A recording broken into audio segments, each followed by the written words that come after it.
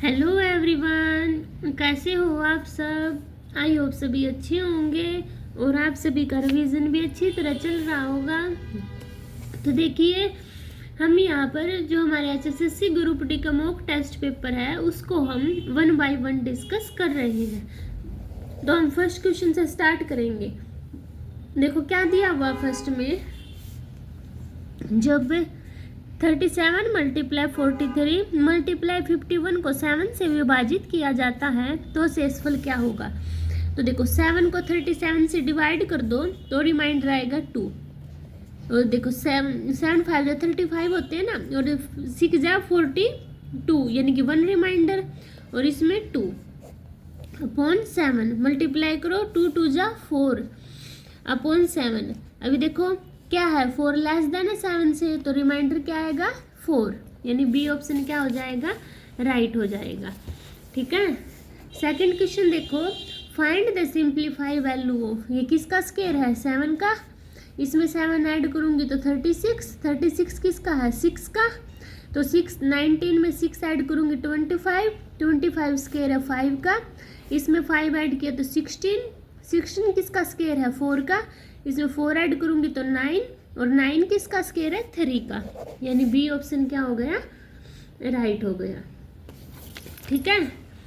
अभी third question देखो, एक कार मीटर यात्रा के पहले 2 किलोमीटर के लिए 50 रुपये और यात्रा किए गए प्रत्येक अनुवर्ती किलोमीटर के लिए 100 रुपये किराया दिखाता है।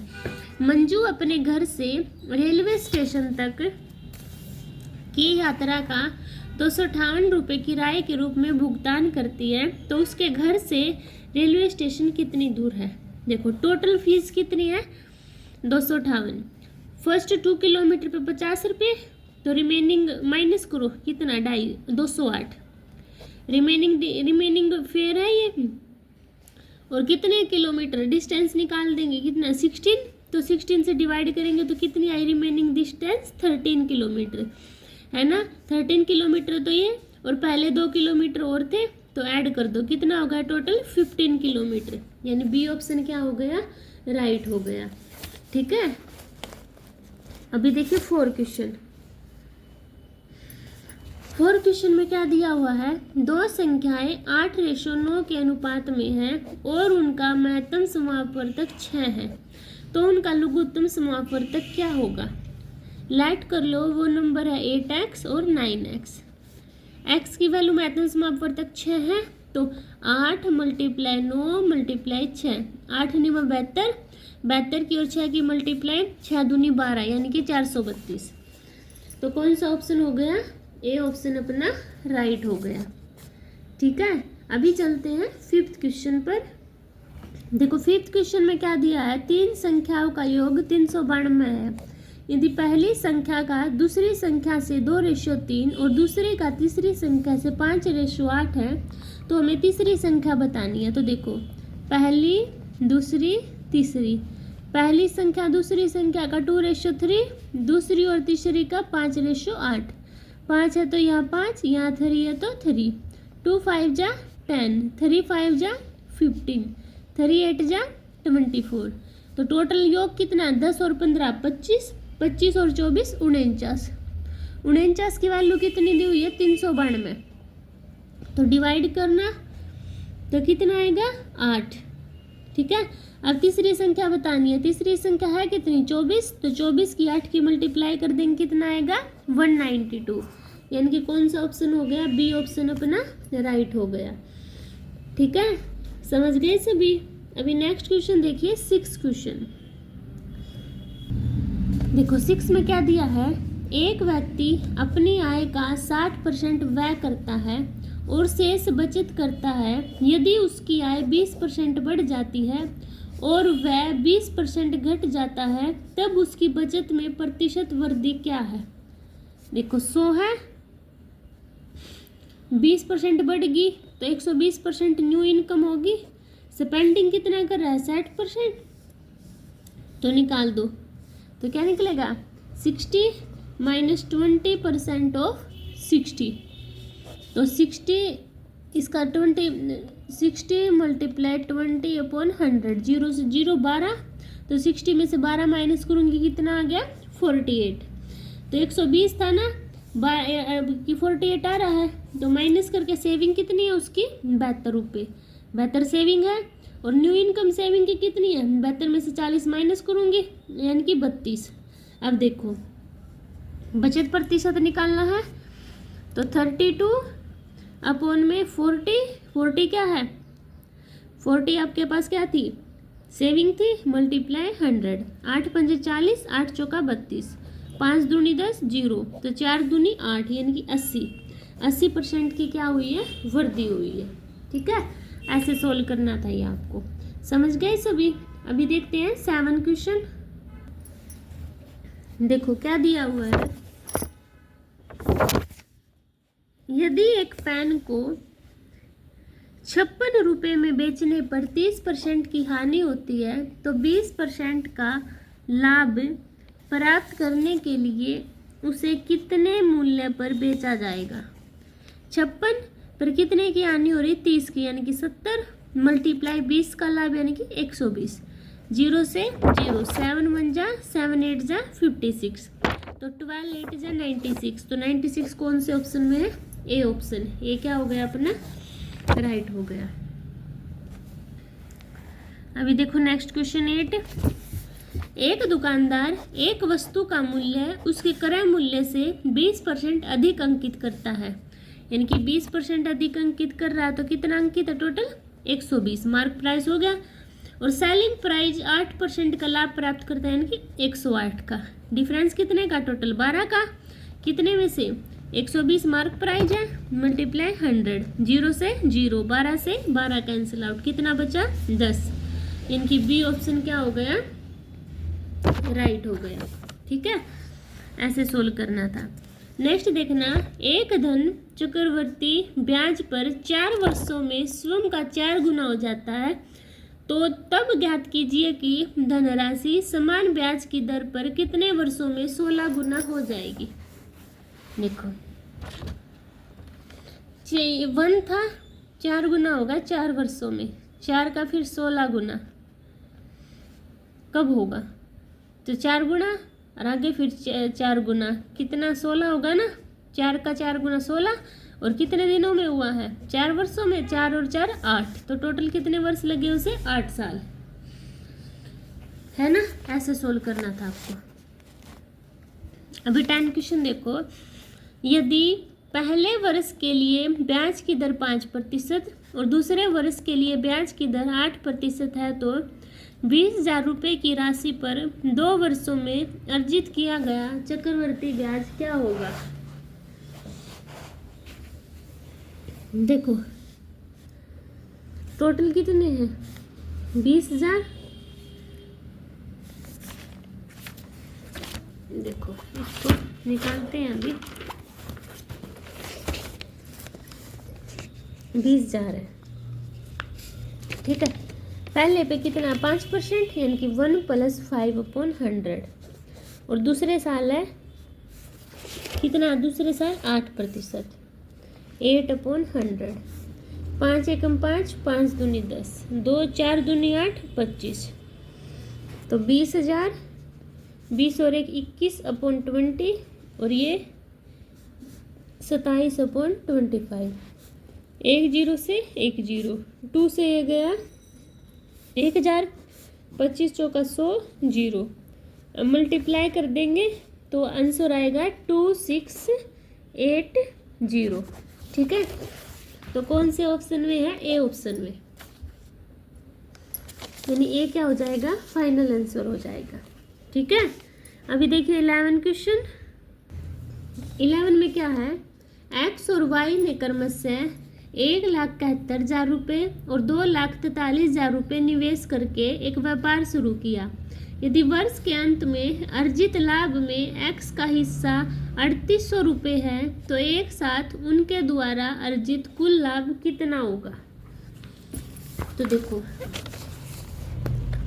ए ने किया है 1,71,000, बी ने 2,43,000, 3 0 से 3 0 कैंसिल आउट, तो 171, 243, 9 से डिवाइड कर दूँ 171 को, यानी कि इसको छोटा बना लूँगी ना मैं। तो 171 को जब 9 से डिवाइड करूँगी 19, और 243 को 9 से डिवाइड करूँगी मैं 27।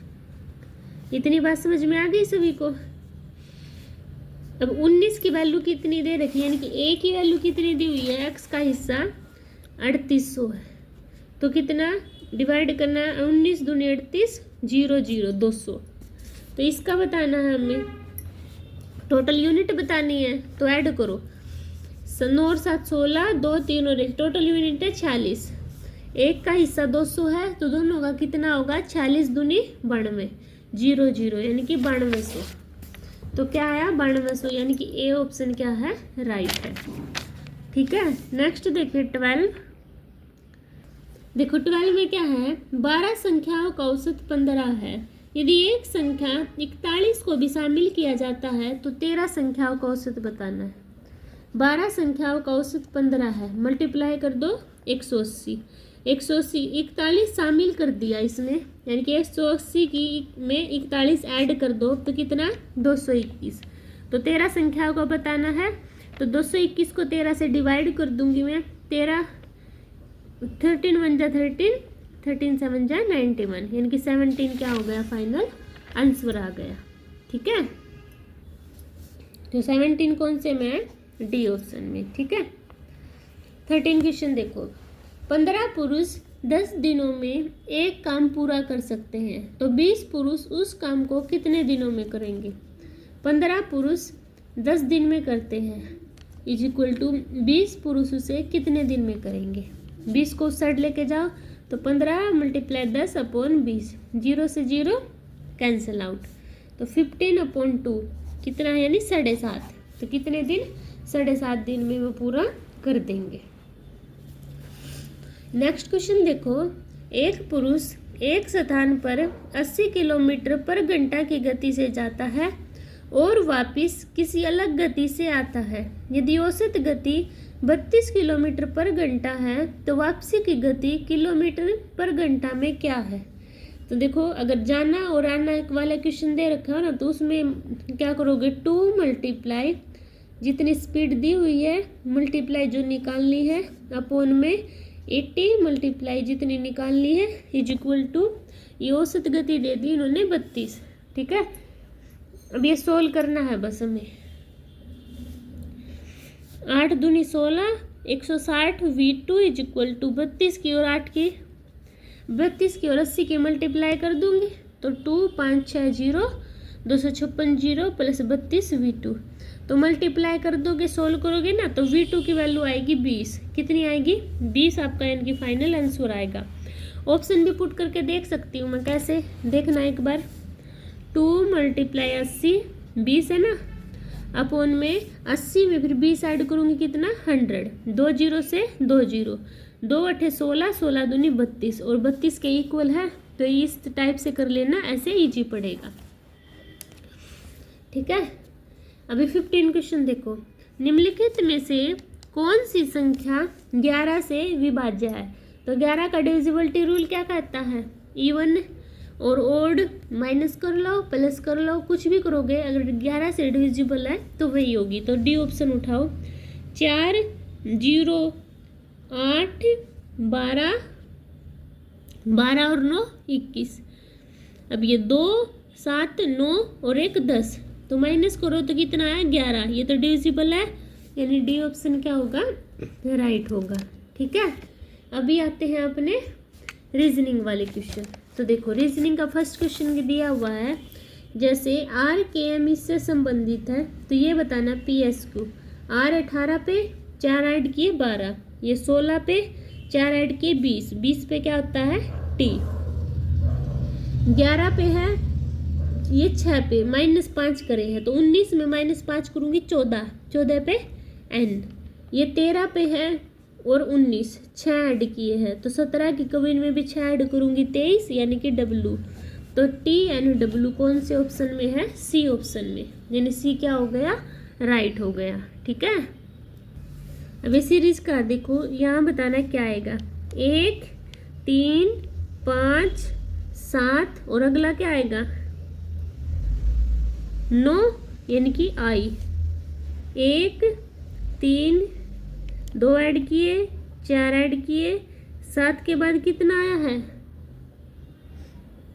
देखो 3 दूनी 6 और 1 7, 7 दूनी 14 और 1 15, तो 15 दूनी 30 और 1 31, तो आई 31 किस में है, बी ऑप्शन में है ना। तो यही क्या होगा अपना राइट होगा। समझ गए सभी। अभी 18 क्वेश्चन देखिए। देखो एक इलाके में 4 दोस्त हैं रहते हैं, ए का घर बी के पश्चिम में है। देखो इसको करते हैं, यही कर लेते हैं। देखो ए का घर बी यहाँ पे है, इसका घर, ए का घर बी के पश्चिम में है। बी का घर सी के दक्षिण में है, तो सी के दक्षिण में है। सी का घर डी के पूर्व में है, तो पूर्व में है। तो बी का घर डी के किस दिशा में है, बी का घर डी के किस दिशा में है, तो किस में, ये दक्षिण पूर्व में। तो कौन सा ऑप्शन राइट हो गया अपना, कौन से ऑप्शन में, दक्षिण पूर्व बी ऑप्शन में, यानी बी क्या हो गया, राइट हो गया। ठीक है। नेक्स्ट देखिए 19 क्वेश्चन। क्या दिया हुआ है, विजय ने 6 किलोमीटर उत्तर दिशा की यात्रा की। देखो तो 6 किलोमीटर उत्तर दिशा की यात्रा करी, उसके बाद बाएं मुड़कर 4 किलोमीटर, ठीक है। फिर वह मुड़कर बाएं मुड़ गया, फिर उसने 6 किलोमीटर, तदनुसार कितनी दूरी तक पहुंच गया, वो देखो 4 ही तक तो पहुंचा है ना।